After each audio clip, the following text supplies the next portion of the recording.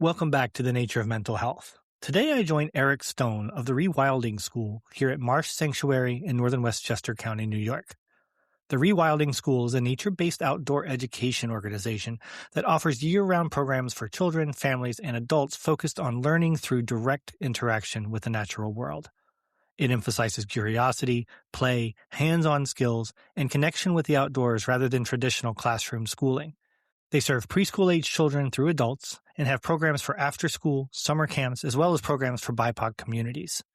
The Rewilding School is built around the notion that in order to change the results of life, we have to update the spaces and ways that we teach children how to live. And there's no such thing as too soon for that to start. This is the first time I have gone on location to record, and it was nice to be able to sit there in person at the picnic table with Eric to discuss his work and its impact on children and adults alike. Just prior to recording this episode, Eric and I spent time exploring the Marsh Sanctuary here in Mount Kisco, one of the locations of the Rewilding School, and worked together using a weed drill to create a fire. The conversation is on video if you'd like to watch it, or feel free to just listen in. Either way, we touch on several important topics and look forward to hearing what you think.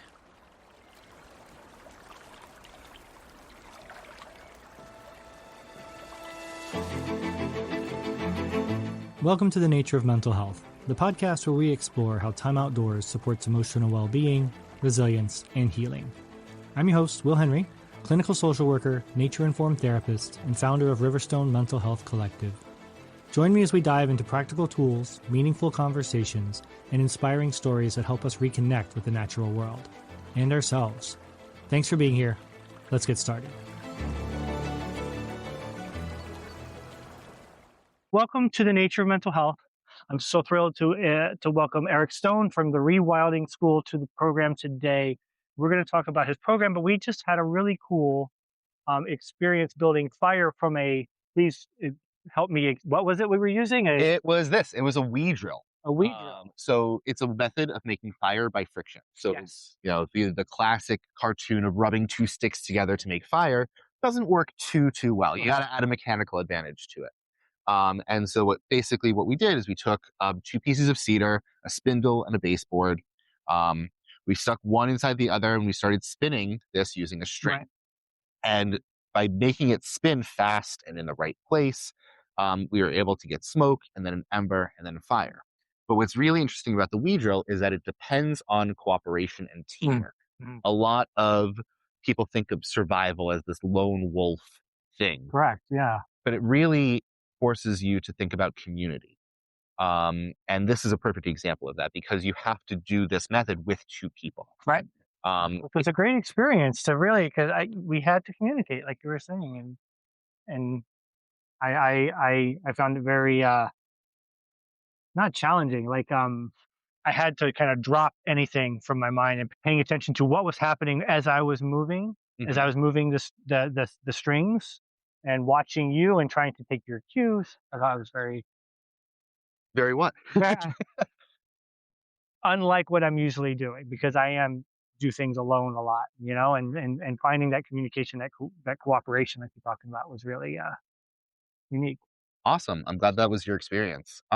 I'd love to hear a little bit about your emotional arc about like working with this fire material, because you were telling me before today that you had done, a similar thing with a bow drill as like a one-person thing, years ago. I was 9 years old. I grew up in the South in Smoky Mountains camping with my father, and he would send me to the park rangers just back when they had programs for kids at the campgrounds, right? Yep. And so you go out and you learn about, I forget what they called the class, but one of the classes was building fire and I strain to remember the specifics of it, but I know they had the flint, but there was a bow drill involved as well. And I remember trying to do that, and I thought it was cool. And as I was describing to you, the other half of my memory is with my father teaching me to build the teepee with the, sure. and the match, with the paper, not the friction based. How did it feel to return to this? How did it feel to return to this? That's a great question. It felt wonderful because the awe and excitement and the wonder of being able to create this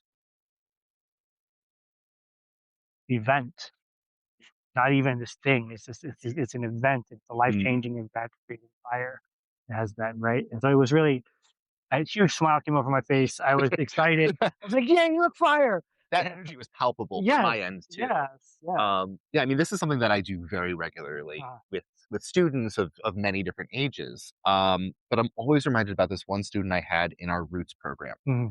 And our Roots program is a free program. It's reparative roots to reintroduce skills to communities that have been historically removed from the land and Yeah. removed from the skill through colonization and subjugation and everything.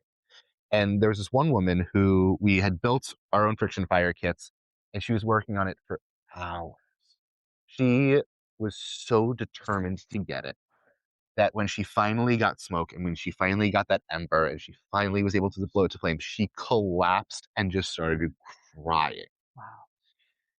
And I'm reminded of that often because sometimes things are really hard, but that doesn't mean they're not worth doing. Right. And that translates to many aspects of life. Absolutely. And, these skills, these ancestral skills, can be an in for a lot of people to unpack certain things, to start looking deeper at their own connection to nature, to themselves, to their families, to their Mhm. communities. And there's meaning in everything that you find out here. Absolutely. And that's important. I mean, I wanted to actually talk about the Roots program because it's so important that they talk a lot about access, and not everyone should have equal and equitable and free and unfettered access to nature. And it's not Absolutely. the case. Yeah. It's really the people, so many people don't feel comfortable going on a hike in the woods, right? For Hmm. myriad of reasons, right? Brought up, my wife is a good example, brought up in the city and not, you know, hiking wasn't a thing they did in Central Park, right? Hmm. That was Hmm. the experience. And do I belong there? Is it safe for me to be there? Is it, and so Ooh. this, I think those are two different questions. they are When two we different start getting into questions. this, like, do you belong? Yes. Yeah. Is it safe? Not always. Right. Yeah. Yeah. And when in that Roots program, I do field a lot of questions about, like, we teach archery, we teach Mhm. knife skills, we teach fire making, we teach fishing, and people ask, like, can I do this? I'm like, well, you gotta, like, navigate that a little bit more Mm. because obviously I'm a white guy.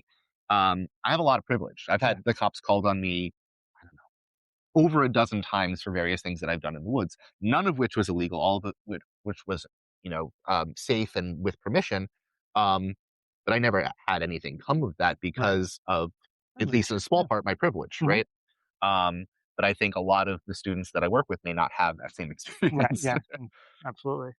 I think that's important. Is the access that you're providing and that experience that to get in touch with that ancestral piece, Hmm. I think is really powerful. And I wanted to just comment. Thank you for doing that. That's just amazing. I was reading through everything. Um, I also wanted to say about building the fire this morning. It was hard work. It was Yeah. not. It was not like a little. They make it look like you just spinning a stick on TV, right? And that's it. And you get your fire. No, you have to muscle. There's some muscle involved, and some. You were telling me one thing that stood out was the angle of the ropes, Yes. right? Because and then I discovered that, was able to put two and two together toward the end when they started twisting over each other, and then the twisting didn't come naturally anymore. I had to really muscle and work harder. Hmm. As I adjusted the ropes again, it became easier, Hmm. though still a lot of effort, but more than I expected, not a lot. But Yeah. I think, because before that we had also gone out into the woods and we're making cordage out of yeah, dog bane, which is a plant that grows around here. It's a wild plant that's used to make really, really strong string.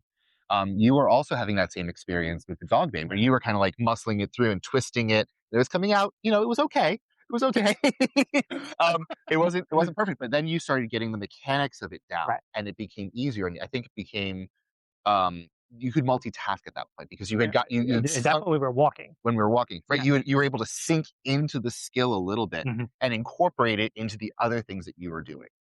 That's a good, yes, sink into the skill a bit, incorporate it into the other things I was doing, but also stop overthinking it so much. It Mm, became more of I got into it in the sense that I got into the rhythm and the pattern and let my body take over and do, which goes back into getting back in touch, yes. getting back in touch, not connecting, reconnecting Mhm. with where we belong and where we come from.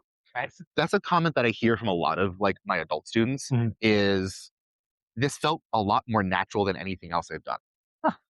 Um, it can be foreign, it can be difficult to get into, but once you sink in, it feels natural. It feels like this is something that our bodies and our minds are meant to do. Yeah. Um, one of my favorite activities to do with a group is a sit spot. And so you go out into the woods and you find a really great spot and you go back to it over and over again. You stay there for 5 minutes, 15 minutes, an Hmm. hour, 6 hours, however long you can fit in. And you just take everything in. Your circle of awareness grows out and out and out. And that can be really challenging for a lot of folks, even to sit still for 5 minutes or 10 minutes. But something happens at about the 30-minute mark where you're able to let go Mm. and you're able to sit. And once I start doing an hour-long sit spot with folks, then the stories start coming up. People start seeing things happening with birds. They start seeing a pattern happening with the wind and the trees, and they start noticing the little details. Um, you sink into a skill, and you sink into the land, and you are no longer an outsider there. The land starts Connect. treating you like a resident, Right. I like like that. somebody who's part of it. Yeah. I like that a lot. That's the connection piece, right? Hmm. Because we are part. I mean, I talk about this, I think, in every single episode of this podcast. Is we are part of nature. We are not separate from. We're not above. We're not. We are part of the working mechanics of the natural world. We are another creature on the planet, and to be, I think, after maybe the hour mark or the 30-minute mark, right? You start to just kind of accept that Hmm. and reconnect and be present, truly present. So much of what modern society has taught us is that we are separate from nature, Yeah, and that a colonial mindset is one of conquering nature, that's correct. overcoming it. Yeah. And part of the work that I do with kids, with adults, with everybody is recognizing that nature is not something to overcome, it's something to work with. And this is Yeah. something that indigenous people have known forever. Hmm. This has been, that traditional knowledge to that nature, you work with nature and everybody benefits. Everybody. And a lot of this colonial settler mindset is, conquer, defeat, overcome, take over. And we have to, as a society, start looking at that as destructive in its core. We're Um, seeing that, right? But that's another conversation. another conversation. Stop there. But yeah, it's absolutely true. Well, tell me about yourself, Eric. Sure. How did you've been doing this for quite some time now. Yes. I guess the question is, how did it come to be? How did you come to land in this Yeah. spot? Great question. So I grew up in Westchester County. Mm. I was the kid in the 90s who threw my bag in the bushes after school, and I went in the backyard, and maybe I went inside for a quick sandwich, but generally not. Mm. It would be, bag in the bushes, grab a fishing pole, go down to the lake. Mhm. It would be, bag in the bushes, go into the backyard, and then wait for the call from my front door to, come back inside and play. Yeah. And that was not a common thing at that point. Right. That was the beginning of when that shifted away from that, right? Yeah. I Yeah. mean, that 80s and Yeah. 90s era is when we started seeing these home video game systems coming Mhm. in. And there's this really sharp contrast that Richard Louv says in The Last Child in the Woods, a really famous book on nature connection, Mhm. that, the area that people were allowed to explore shrank substantially from the beginning of the 20th century to the end of the 20th century. And, I was at the tail end there. So, I was able to explore probably about a quarter mile from my house. No cell phone, just wandering. None of my friends did that. None of my peers did that. I was the one who brought people out for that. Everybody was, watching TV, going, um, maybe playing basketball, shooting off a lot of fireworks. um, a lot of it was, N64 and PlayStation. Yeah. Yeah. And, I just played a little bit differently as a kid. Eventually, when it came time to start looking for jobs, I found a job working with, county parks as a Mm. naturalist for summers. Did that for 5 summers, Mm. Cranberry Lake Preserve. It was wonderful. I had a Mm. great mentor there, Taro. Um, and then, got a degree in natural history and interpretation. So combining, the natural history of things, the natural world, understanding the biological facts of the world with how to communicate that to people. Right. And then I traveled around the country for a couple of years. Moved out to California. I taught out in San Mateo County for a little bit. Moved up to Portland, Oregon. I taught, survival skills up there. I was in the Berkshires doing team building. I was in Ithaca, with Primitive Pursuits doing some fantastic work in this nature connection field. And eventually I landed back in this county, figuring that I would, start my own thing. And little by little through, this program and that program, built up the Rewilding School from the ground, and Wow. it's been running for almost 10 years now. 10 years now. Yeah. I remember when I went and got my nature therapy certification in 2022. And one of the things I came across was your school. I was like, that is really cool. and it was during that time. I don't remember just before or just after, but I remember doing research. Who else is out here? Who else is out here doing things, right? And you came up predominantly, and I was always excited to be able to sit down and have this conversation with you. So thank you. My pleasure. What has it been like over the last 10 years building this program up? And we'll get to like what the program offers, but how is it feeling for you to do this? That's such a good question. I love the work that I do. I Okay. really love the work that I do. I love the people that I work with, both on the client side and on my team side. I mean, if this is not a well-paying field, we do the best that we can, which is why we hold on to good people, but it's not a well-paying field. So you have to have a passion for this work to do it. Right. And I'm really, really, really blessed to be able to look at every single person on the team, from the admin to promotions, to our archery coach, to our teachers, to say they're some of the kindest, most caring people in the entire world. And this field and this work draws in those people. And that's part of, building the community that fosters this. You can't do this work if you don't believe in the work. You can't. And there is also a very big truth to what you're saying. It's the kindness that it attracts, because being kind to nature, being kind to yourself, is begets being kind to nature, really. Because once you find that connection and you're here doing this work, I find it very, like you're saying, you're just kind of drawn to, it draws kind people. Yes, it does. Wonderful. I think there's this three pillars within the nature connection movement. It's not just connection to nature, but it's connection to nature, it's connection to community, and it's connection to self. Yeah. And those are, one that's talked about, in all of the nature schools that I interact with. And a lot of our rules and guidelines center around those three pillars. Because if one of those collapses, then a huge thing, it's almost like an ecosystem collapse within yourself. And most of the work that we do that's forward facing is that connection to nature. But that, I think we've talked about a little bit so far, leads into the connection to self and the connection to community. That connection to nature one-on-one is missing the community aspect. Right. Connection to community without nature is missing nature. And community and nature without self, you're not really connected. You're not really connected, because then it's just in service. Yeah. That's such an important point. So you've been here 10 years and you've got locations. You do different programs in different locations, or how does that? Yeah. So we've been we had a very early, we'll call it a business plan, but it's really a community plan of tapping into organizations that have beautiful places to teach out of, but don't have education programs themselves. And so we built these partnerships with, I think we're at 7 different organizations currently, over a dozen through the years, but 7 currently, with the focus on building access to people for us to teach on those lands, and then taking 10% of the revenue from that program and redirecting it to conservation of that land.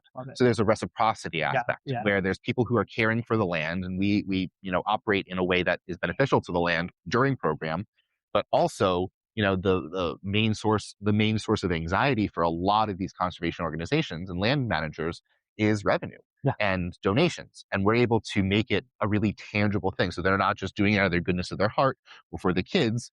But there's this reciprocal aspect of care that comes about through our relationships with these land Which organizations, fosters community. which fosters community and allows us to keep operating on those lands for a long period of time.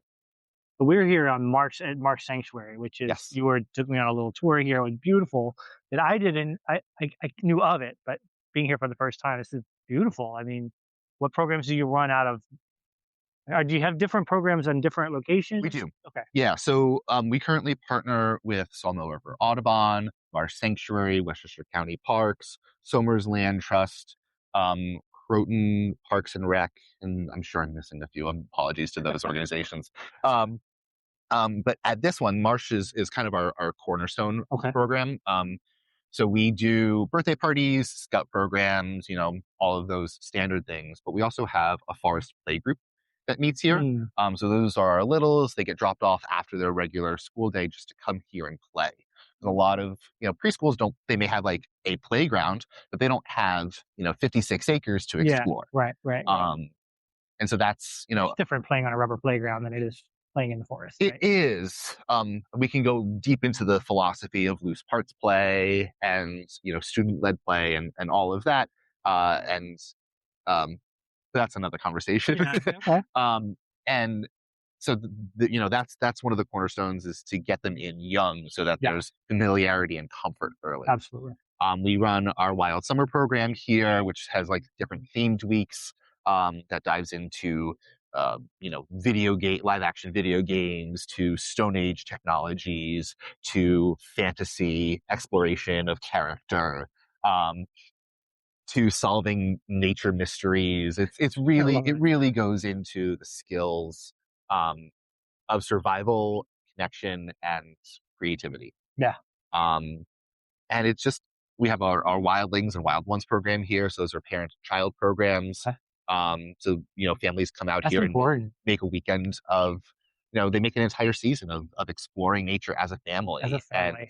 And, that gives building blocks to, outings later on in life of, let's go, it's the time for dandelions and let's go blow some dandelion seeds. Or, now's the time for wildflowers. Let's go explore what that looks like. Or, oh, you know what? It is violet time. Let's go make some violet tea. Like, those little things that come out in conversation years down the line that are core memories for these 2, 3, and 4-year-olds. That's right. And that's, I mean, I love, I mean, I've shared this with you, love camping, and it's something I do. I've got two families, my best friend and sisters, also my best friend, but our whole families, there's like 11 of us. So it'll be our 15th year in a row. We go camping for anywhere from 7 to 10 days.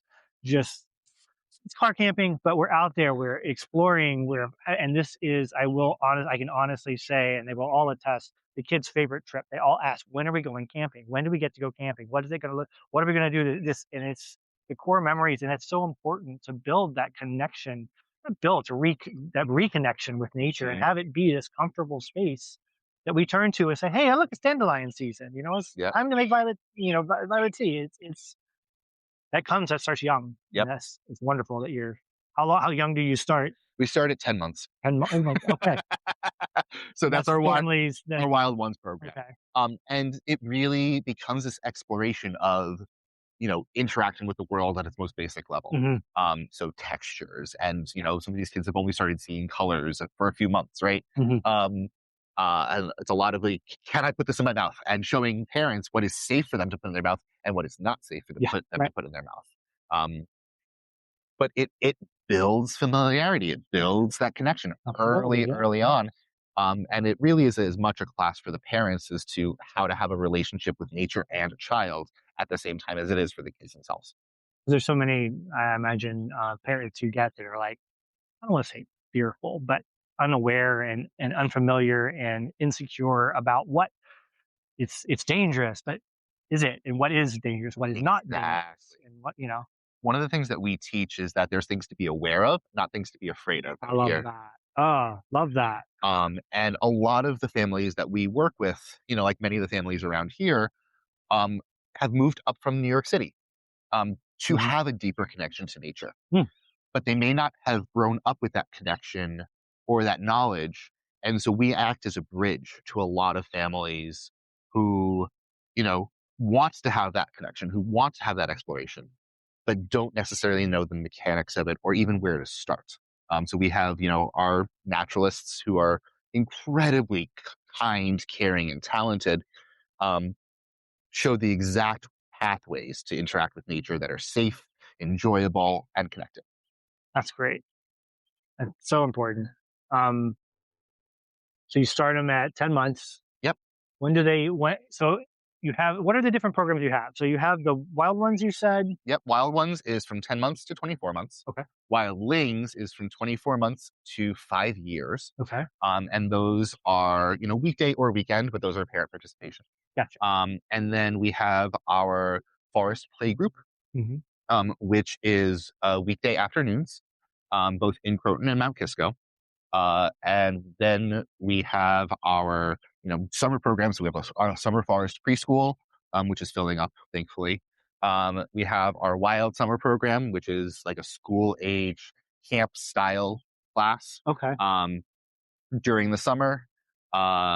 Then we have our nature club during the school year, which is after school. Kids come visit us at Croton Point Park, and we can do, everything from fishing to foraging to learning about the history of the land there. Flying kites, building shelters, So much. working with clay. It was great. We do archery on the weekends. We have adult skills workshops like a forage and feast and tracking classes. And I'm sure I'm missing something here, but There's the Roots program. The Roots program. Thank you. So that's our reparative actions program, and then we do private classes for homeschool groups, like for the people and kids who you're going to be speaking with Jessica soon, as well as school groups, scout groups, and birthday parties. That's amazing. So much going on. Yep. Wow, and so much good stuff going on. So much connection building, reconnection building, reconnecting. Yep. Tell me about some of the stuff you've got here. We were just talking about this stone, which I loved. I made a comment. You were asking me, let's just have the conversation again. I picked this up, and I don't know if you can see this, but it's this great looking stone. It fits perfectly in my hand. And that's the comment I made, was that it belongs. It feels like it belongs right here. It fits perfectly in the curve of my hand. A little translucent here for those listening. And this is flint, you said. Yeah. So flint is a really interesting material.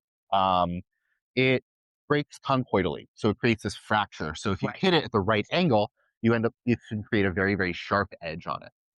And it's very, very strong in its break, right? Right. And so it's been used for tools for millions of years. 95% of humanity has been using stone tools. This piece was brought by my brother from Denmark on a business trip. And, I think a lot of people have the same experience you had, which was just like they're drawn to it. And you're able to see a connection in an object that spans generations, spans millennia.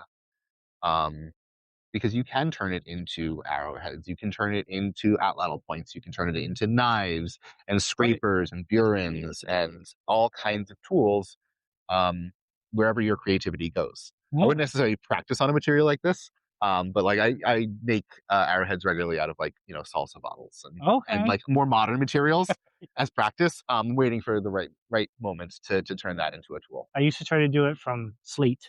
Slate is great. We do a lot of working with slate because slate you grind.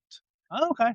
I used to try to chip at it. And it probably got pretty brittle. Really brittle, really quick. But I was, again, very young. But, I was thinking about what you were saying. I know I'm all over the place here, but I was thinking about what you were saying about growing up and spending time in the woods. That was me. I'm an 80s kid. Yeah. But they used to joke that I spent more time in the woods playing than I did in the neighborhood with the kids riding bikes. I loved all of that stuff. But until I was probably 12, I would go for just wandering in the woods, and I had just miles of state forest next to me. So, and I learned to find my way back, to play by the streams, to play with slate, to create these things, to do, all of the stuff. And so it became and then summer camping trips, right? Yeah. So, I think something that's missed in the conversation about childhood at this point is the concept of risky play. So risky play allows kids to navigate challenges. Yes. We have a framework within our programs that allow us to have risky play safely, and we're able to navigate what is a safe risk versus a not safe risk. Mm. So if a kid is crawling in the bushes to get a missing ball or something, right? Thorn bushes, they're going to get a little scraped up, but that's not really going to damage them in a long term kind of way. There's poison ivy there. That's a Nice. different equation, Right. right? Yeah. And so helping kids navigate what is an appropriate amount of risk, so risk turns into lessons, not trauma. Yeah. Wow. There's so many. Yeah, I was talking with someone about the I forgot the name of it now. But there's so much happens when kids are left to play on their own in Yes. nature, outdoor movement. We talk about the increase in anxiety and depression and all these things among children today. And then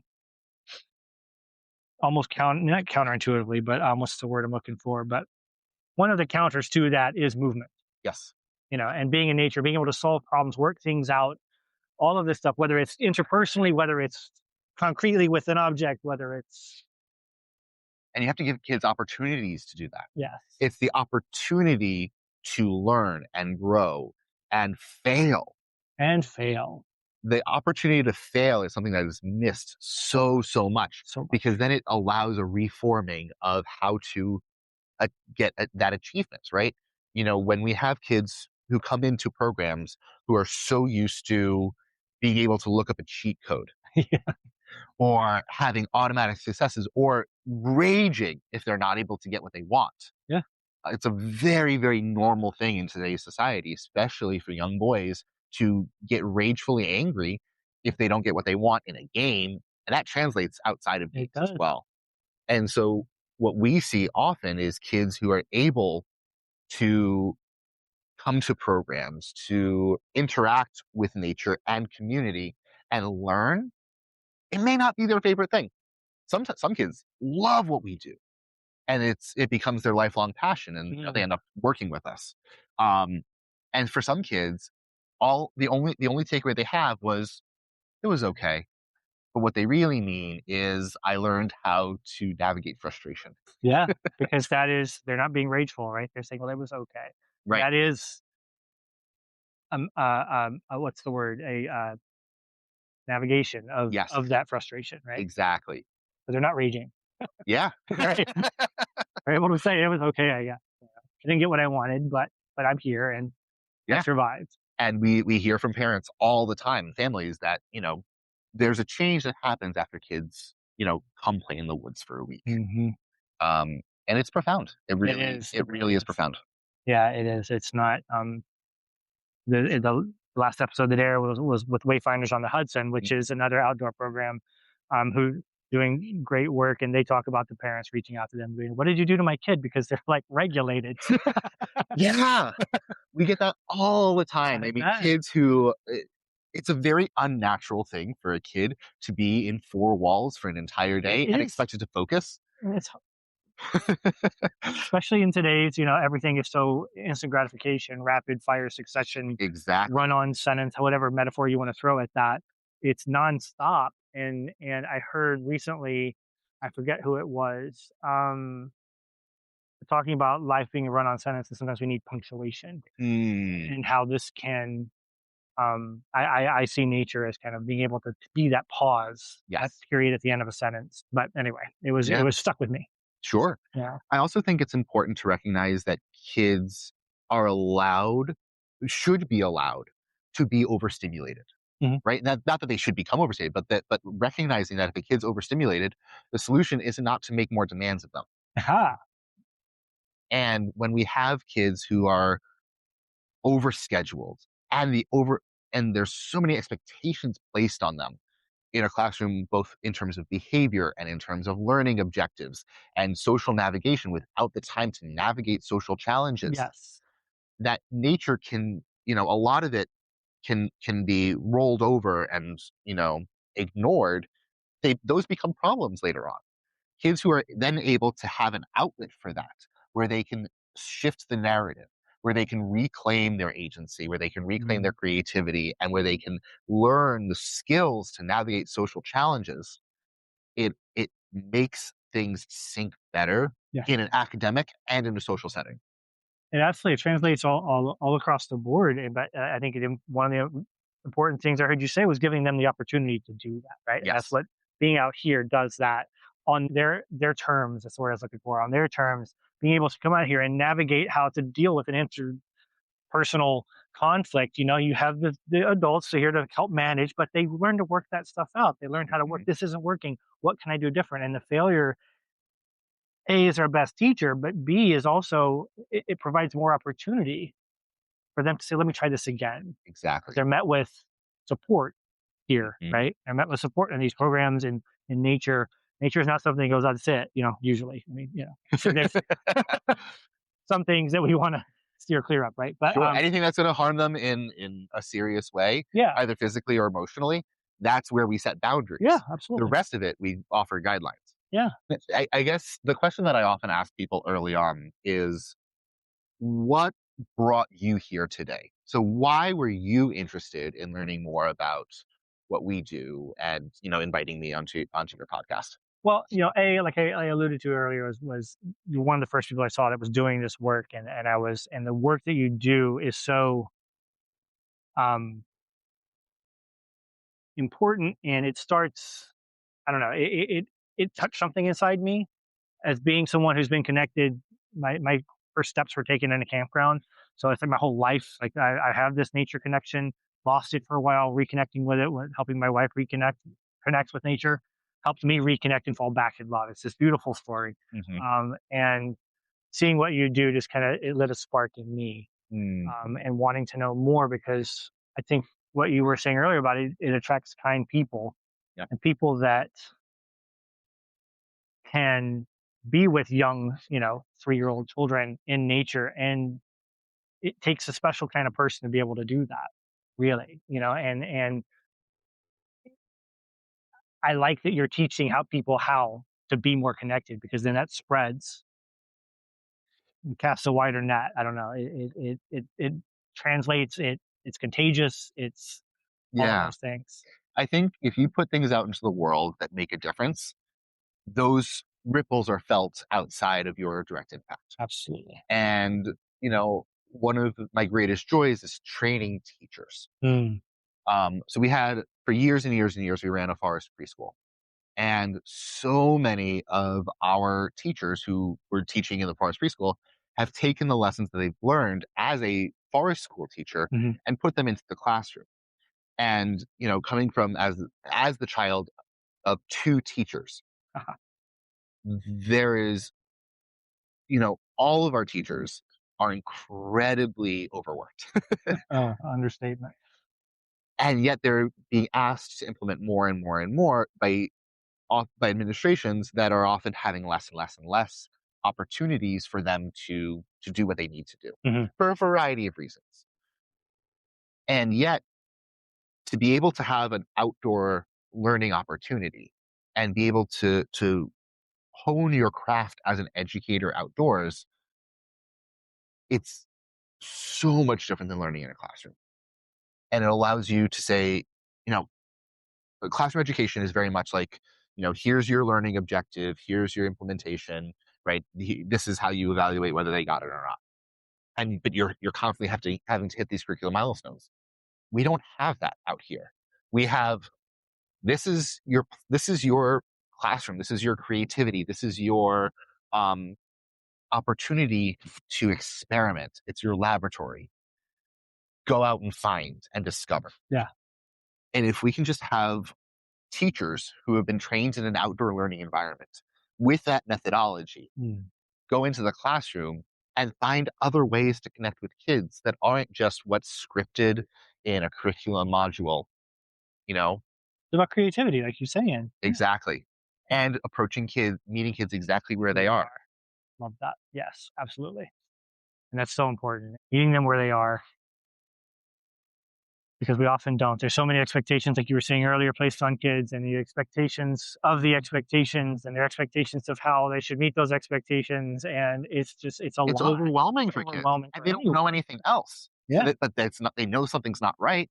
Yeah. So that's when we start seeing behaviors emerge, Yeah. Yeah. or negative behaviors Yeah. emerge. Yeah. Yeah. And, you know, if a kid is able to have a proper outlet for that, they're able to absorb a lot more. Not that we should Absolutely. give them more. But it's absolutely true. We you got to give them space to work out the things that we give them to work out, Hmm. right? And this there's no better space than out here in beautiful Marsh Sanctuary, for example. Yeah. Um, Robin. Oh, that was a bigger bird than it was. There's been some really good birds today. I was sitting here this morning watching the red-winged blackbirds, which I love, and little yellow finches, which I never see, Yep. having a field day down below the parking lot there. Yeah. We That was have amazing. a bunch of bluebirds that are nesting right now. Yesterday or the day before, we saw violet green swallows, a big flock of them moving through. We saw ducks right before we started recording, and a pair of green herons, which is the first Green time herons. we Yeah. saw a pair of them, because we've had a resident green heron for a while. Yeah, it's just been an incredible season for birds here. That's amazing. Well, last thing here, we've got, I'm going to say scapula. Of what? I don't know, deer, Why do you think deer? because it's big. Yeah. So if you look here, obviously deer are about the same size as a human, right? As far- yeah, Give or take, the in this joints, area. yeah. And we have a couple of different joints that allow them to move. We have, ball joints. We also have these plates right here. So this is a scapula. This attaches over there, but the entire leg is attached to here. The front leg is attached all the way across, and so they have a lot of mobility and ability to change direction here, which gives them the ability to outrun predators. Um, and that ball joint is a lot smaller than what you would see on like a hip joint, which is a much deeper thing, which gives them a good strong anchor to stop, and the power to move. This gives a lot more control. Wow. And antler, of course. We Yes, love. it's Beautiful. it's great. Deer are such a dominant creature on this landscape, and I think it also speaks to a balance point that we have here. In Westchester County, we have so many deer. We have so many deer that the forest is actually in a state of ecological collapse. And I think it speaks to our relationships with the land, that we are so drawn to deer as this characteristic megafauna, and that we don't want anything bad to happen to them.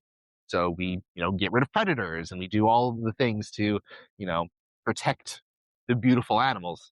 Meanwhile, they're eating all of the trees. They're eating all the trees. They're in suburbs where they shouldn't be.